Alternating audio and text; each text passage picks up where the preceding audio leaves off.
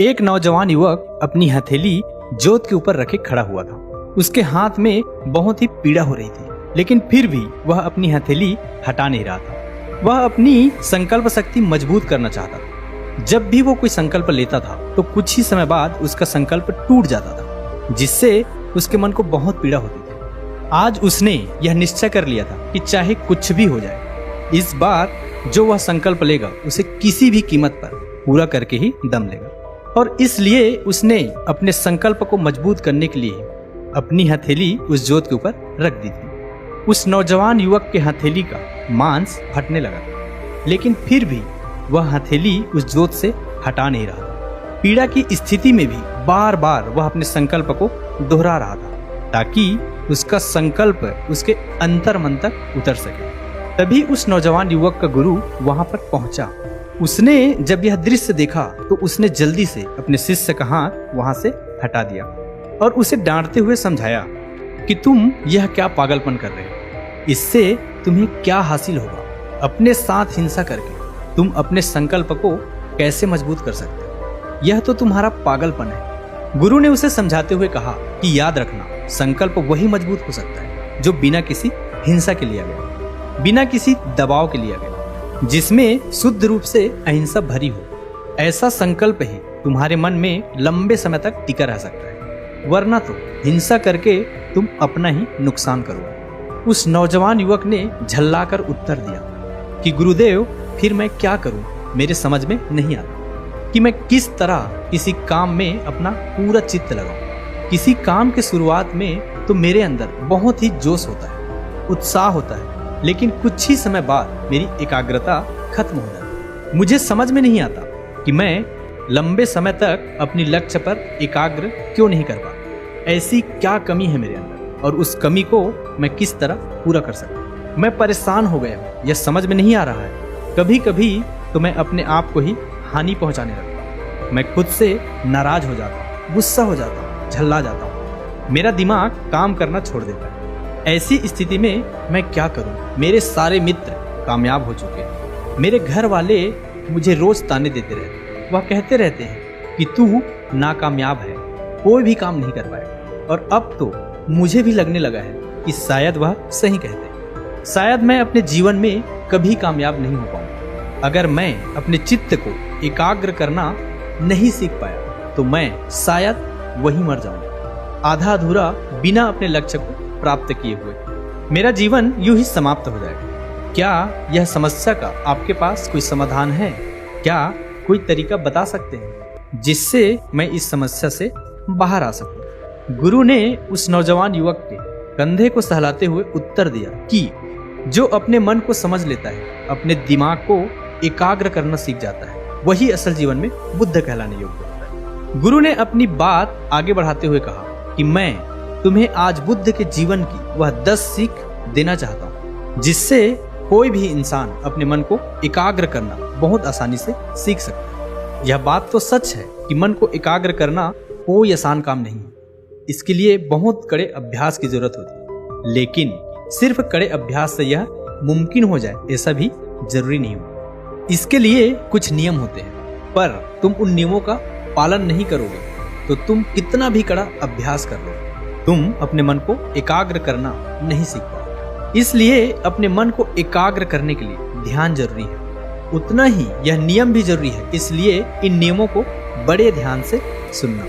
गुरु ने पहला नियम बताते हुए शुरू किया कि जिस प्रकार एक सांप अपनी कांचली उतारता रहता है, उसी प्रकार एक इंसान को अपना अतीत अपने मन से हमेशा हटाते रहना चाहिए, वरना तो उसका मन अपने अतीत के बोझ तले दबता चला जाएगा और उसका मन धीरे धीरे बुरा होता चला जाएगा। तुम्हारे अतीत की असफलता, तुम्हारे पाप, तुम्हारे द्वेष, तुम्हारे लालच, तुम्हारी इच्छाएं, सब तुम्हारे अतीत में दफन है।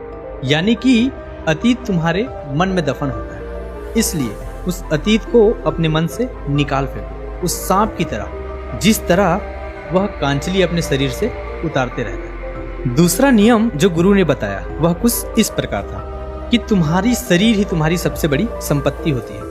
अगर इस बात को तुम दिमाग में बैठा लो तो तुम अपने शरीर के साथ कभी भी खिलवाड़ नहीं करो। बुद्ध की जीवन की एक बहुत ही अद्भुत घटना के बारे में चर्चा करते हुए गुरु ने बताया कि एक बार बुद्ध जब ध्यान की प्राप्ति के लिए इधर उधर भटक रहे तो एक गुरु ने उसे उपवास करने की सलाह दी। महात्मा बुद्ध जो भी प्रक्रिया अपनाते थे उसे पूरे तन और मन से अपनाते थे, उसे आधा अधूरा नहीं करते थे, उसे पूरा करके ही दम लेते। इसलिए उन्होंने उपवास के नियम को अपने जीवन का एक बहुत बड़ा हिस्सा बना लिया। लेकिन उपवास करते करते धीरे धीरे समय के साथ उनका शरीर बहुत कमजोर होने लगा था। उसकी अस्थियां दिखने लगी थी, उनका शरीर एकदम दुबला पतला हो गया।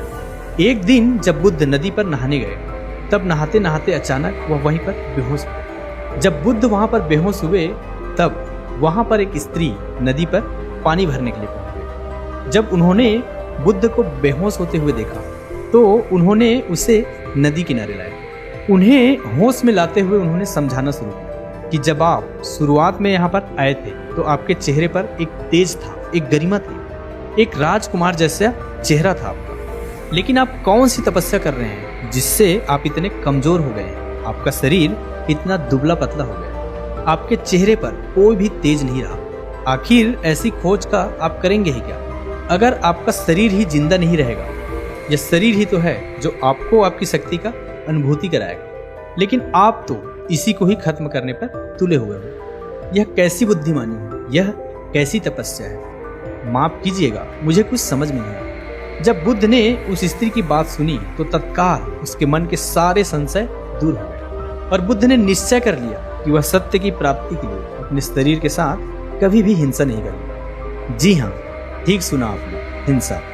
हिंसा सिर्फ दूसरों के साथ नहीं होती, जो हम खुद के साथ करते हैं, खुद को प्रताड़ना देते हैं, खुद को दुख देते हैं, वह भी एक प्रकार की हिंसा ही होती है। इसलिए जिस प्रकार हम दूसरे जीवों के प्रति अहिंसा का भाव रखते हैं, उसी प्रकार हमें अपने शरीर के साथ भी अहिंसा का भाव रखना चाहिए, उसकी पूरी देखभाल करनी चाहिए। आखिरकार वही तो हमारी सबसे बड़ी संपत्ति होती है। गुरु ने तीसरा नियम बताते हुए कहा कि चांद, सूरज और सत्य ज्यादा दिन तक छुपे हुए नहीं रह सकते। इसलिए हमेशा सच बोलो, झूठ का सहारा कभी मत लो। सिर्फ सत्य बोलो। सिर्फ एक छोटी सी आदत, सत्य बोलने की आदत, आपके जीवन में कितना बड़ा बदलाव कर सकती है, यह आप खुद भी नहीं सोच सकते। लेकिन अगर आप इस आदत को अपनाएंगे, इसको आजमा कर देखेंगे तो इसके प्रभाव आपको खुद ही पता चल जाएगा। ज्यादातर लोग तो बेवजह झूठ बोलते रहते, जैसे वह उनकी आदत हो गई। जहां पर उनको झूठ बोलने की जरूरत भी नहीं होती, वहां पर भी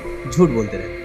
लेकिन एक बार अगर इंसान सत्य बोलने की आदत अपना ले तो इसका मतलब यह होगा वह खुद से भी कभी झूठ नहीं बोल पाएगा। अगर खुद से हम खुद के बारे में सत्य बोलना सीख लें तो हमें किसी के कहने से कोई फर्क नहीं पड़ेगा, क्योंकि हम खुद का सच खुद जानते हैं। लेकिन इंसान खुद से सत्य तो तब बोलेगा जब वह दूसरों से सत्य बोल पाएगा। इंसान तो अधिकतर दूसरों के सामने भी झूठ बोलता रहता, तो वह खुद से सत्य बोलने की उम्मीद कैसे रख सकता? अगला नियम बताते हुए गुरु ने समझाया कि गधों के बराबर चलने से अच्छा है कि घोड़ा अकेला ही चले।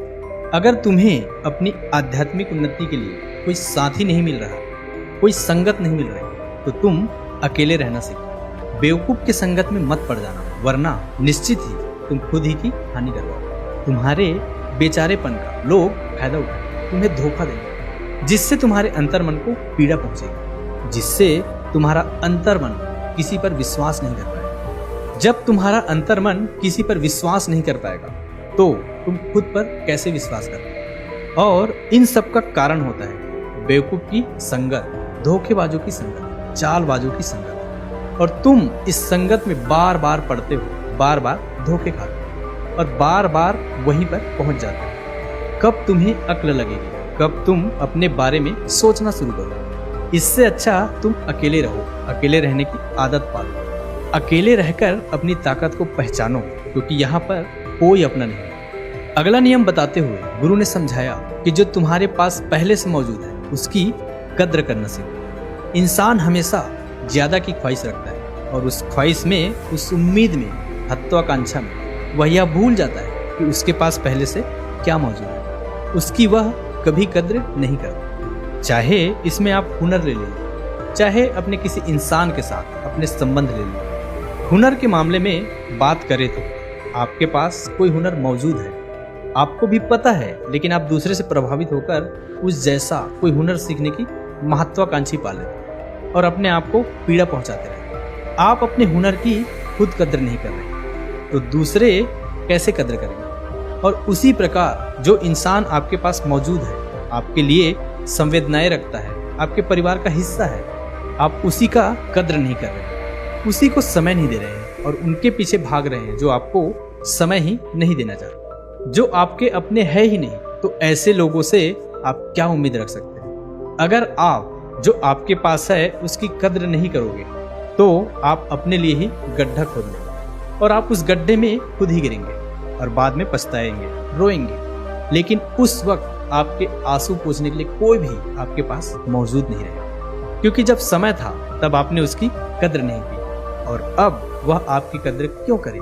तो इसलिए समय निकलने से पहले जो चीजें आपके पास है उनकी कद्र करना सीख जाओ, वरना पछताओगे। गुरु ने अगला नियम समझाते हुए कहा, यह जीभ धारदार चाकू की तरह होती, जो खून तो नहीं निकालती लेकिन घाव बहुत गहरा करती। इस बात को समझो, गुस्सा हमें अंदर से खा जाता है। गुस्से में निकले हुए शब्द हमें बाद में ही पछताने पर मजबूर कर देते। तब हमें ख्याल नहीं रहता कि हम क्या कर रहे हैं, लेकिन कुछ समय बाद जब हमारा गुस्सा शांत हो जाता है तब हमें एहसास होता है कि हम गुस्से में क्या कुछ बोल गए। और जो एक बार बोले हुए शब्द होते हैं वह वापस कभी नहीं आते, वह सिर्फ आपके अंदर एक चोट कर जाएगा, दूसरों की नजरों में आपको नीचा कर जाएगा। इसलिए कभी भी बोलो, कम बोलो, उतना ही बोलो जितनी जरूरत है, वरना तुम चुप रहना सीखो। चुप रहने की ताकत तुम्हें दुनिया में एक महान मुकाम तक पहुंचा सकती, लेकिन ज्यादा बोलने की आदत दूसरों के बीच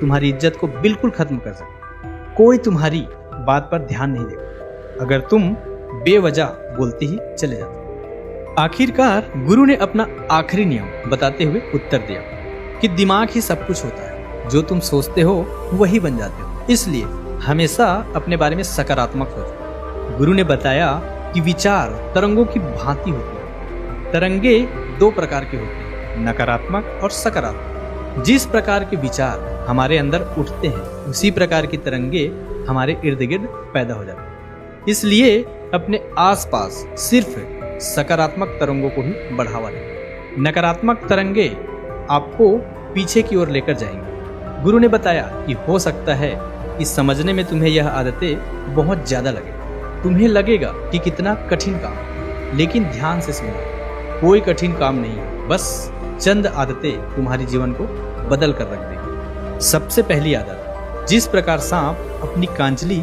उतारता हुआ चलता है उसी प्रकार तुम अपने मन पर से अतीत को निकालते चलो। दूसरी आदत, तुम्हारा शरीर ही तुम्हारी सबसे बड़ी संपत्ति होता है। तीसरी आदत, हमेशा सत्य बोलो, कैसी भी परिस्थिति हो, झूठ का सहारा कभी मत। चौथी आदत, अगर तुम्हारे पास अच्छे लोगों की संगति नहीं है तो बेहतर है कि तुम अकेले रहो और अकेले ही अपने सफर को तय करो। पांचवी आदत, जो भी बोलो सोच समझ कर बोलो, कम बोलो, अन्यथा चुप रहना सीखो। छठी आदत, हमेशा अहिंसा का रास्ता अपनाओ, खुद के साथ भी हिंसा करना पाप होता है। सातवीं आदत, जो कुछ भी हम सोचते हैं आखिरकार हम वही बन जाते हैं, इसलिए हमेशा सकारात्मक सोचो। यह 7 आदतें तुम्हारे जीवन को पूरी तरह बदल देंगी। एकाग्रता अपने आप बढ़ती चले जाएगी अगर तुम ध्यान के साथ यह 7 नियम अपने जीवन में अपना लेते हो।